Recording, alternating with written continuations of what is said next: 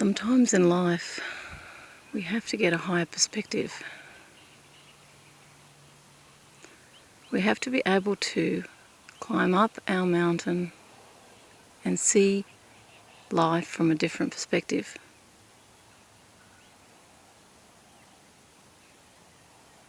It is, as the Indigenous have said, to deeply listen.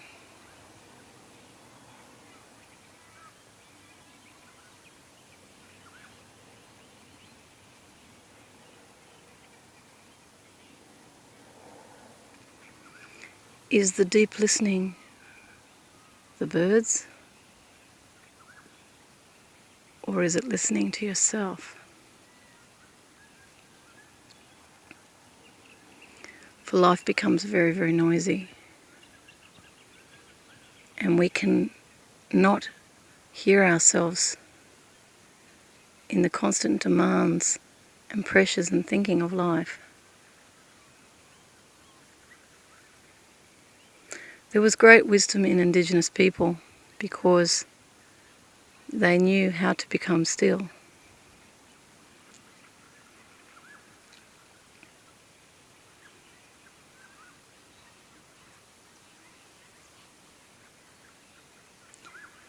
Embedded within the natural system, peace is.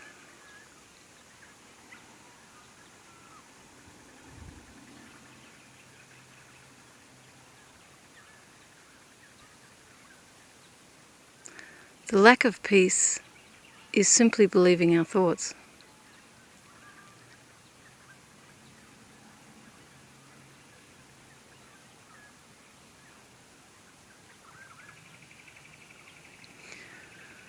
For we are each a tree of life. We are each a leaf on the tree. And it is literally the root of the tree that gives us sustenance. Therefore, how we raise children reflects that root. Do we give them nourishment, security, love? Do we teach them by our own example, community, democracy, which is sharing power? It's nothing to do with Western, it's not a Western concept. It's about hearing people. Do we teach them how to resolve conflict by our example? Or do we sit in front of the television? Do we work really hard and we show them that the life is all about stress? It's all about unhappiness. It's all about never getting it done. Is that what we teach by who we are and what we do?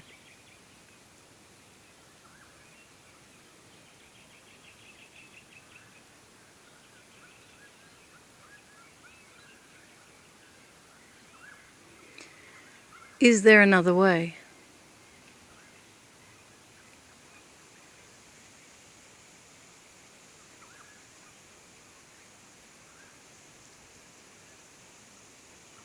Is the world insane, or is it just our thoughts about the world that are in error? If we hurt people, does that scare them enough to keep them away from hurting us? What if we looked into the real problem of the fear of what it is that people are afraid of? What if we chose to problem solve first? What if we set aside our interests? And what if we came from a higher perspective of shared interests? That what I do to another, I do to myself. That other is me. It doesn't matter whether they wear a turban or whether they wear some sort of decorative costume which reflects their culture, or whether they're fully covered. They still eat, breathe, sleep, laugh, cry, get angry, have dreams, as do you and as do I. As the very wise Thais say, same but different. Can we set aside the belief that everyone should be like us and that our way is the only way.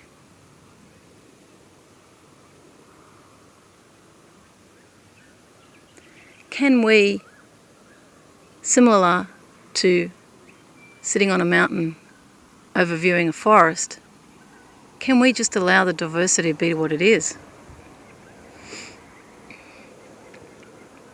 And if something is affecting the whole, can we address that problem lovingly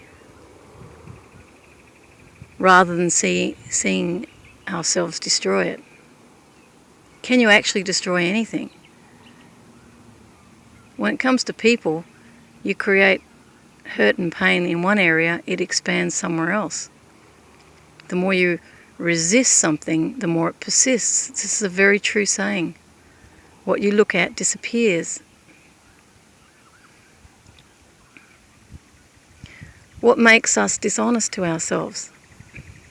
What is the fear that's driving the camouflage of dishonesty, which is a mask that we present to the world to say I'm a this and I'm a that and I'm acceptable and I'm right and you're wrong? Can we drop that mask? Can we say this is not working? This is not serving us.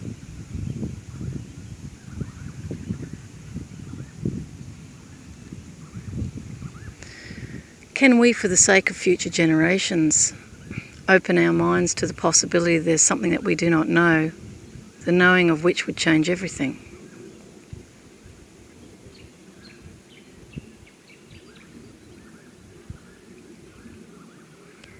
Can we stop and pause and actually take a responsibility for what we've created rather than blaming others? At what point do we move into maturity and we actually own our part? Can we set aside communication systems that favour one side over another? Can we come from a set of universal values that everyone on the planet adheres to and then make decisions from there? Real hope is a possibility.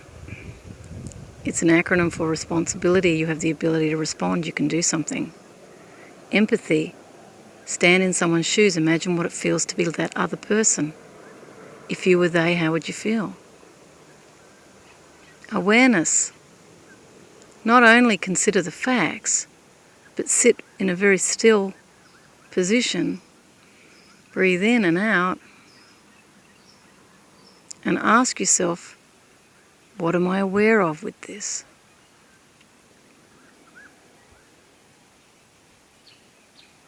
Move out of the thinking mind and into the feeling heart. And that is where awareness takes you. It actually changes how you see. Who am I in all of this? Is this true for me? The next one is L for love. Can I look at that other with love? Can I look at nature with love? Can I look at loggers with love? Can I look at the enemy with love? Can I imagine their parents, their families, their children? Can I imagine that they are me? And I would do the same as them if I was brought up the same way. Can I build a bridge rather than a moat? Can I feel love? That this situation has brought me a problem to be solved. Maybe this other is a teacher, not an enemy. Maybe they're reflecting some discord in me that I need to look at. Just maybe that's what they're doing. Honesty. Can I be honest? Can I look at this without a story? And I direct you to the work of Byron Katie here, www.thework.com. Can you question your thinking? Is it true? Can I be absolutely sure that it's true? How do I feel? How do I react when I believe this thought? Who would I be without the thought? What would I see? Turn it around to the opposite, to the other, to the self. Make that a meditation. This is honesty. Imagine the opposite to what you believe is true. The enemy is my friend. Oneness. And when I'm sitting here on top of this mountain, it's not hard to see the oneness in nature. Everything's connected, look.